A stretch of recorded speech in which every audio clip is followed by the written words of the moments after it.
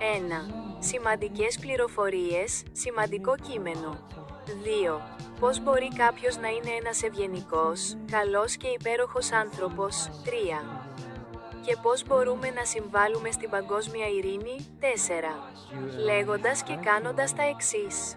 5. Οι ακόλουθες 5 πνευματικές ομάδες είναι ευπρόσδεκτες: κάθε πνευματική θρησκεία, πεποίθηση, εθνικότητα, σεξουαλικός προσανατολισμός και κάθε ζωντανόον είναι ευπρόσδεκτα. 6. Εφόσον διαδίδουν το μήνυμα ότι είναι σημαντικό να αντιμετωπίζουμε όλα τα ζωντανά και τα άψυχα όντα με σεβασμό και προστασία, ή ότι πρέπει να έχουμε καλή καρδιά για όλα τα ζωντανά και τα άψυχα όντα. 7.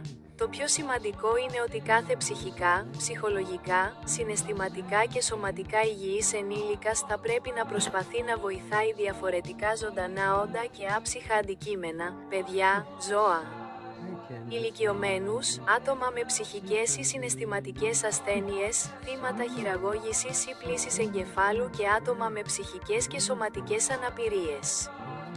8. Το περιβάλλον, τα ζωντανά όντα, τα άψυχα αντικείμενα, η τεχνητή νοημοσύνη και οι υγιείς ενήλικες γυναίκες και άντρες.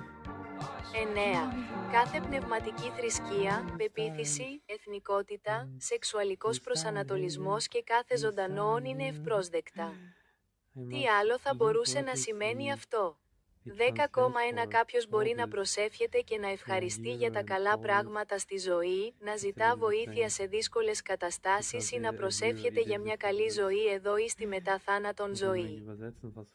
10,2 Ίσως κάποιος να έχει αρκετούς ή έναν Θεό, προφήτες, αγγέλους, άλλα ζωντανά όντα ή άψυχα πράγματα όπως βιβλία, γραπτά και άλλα πράγματα που διαδίδουν το μήνυμα ότι οι άνθρωποι δεν πρέπει να είναι κακοί ή πονηροί, αλλά ότι όλοι πρέπει να είναι ευγενικοί, υπέροχες και υπέροχες.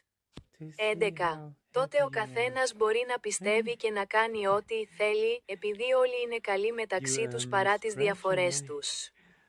Τότε θα πρέπει να υπάρχει παγκόσμια ειρήνη. Ναι, παγκόσμια ειρήνη.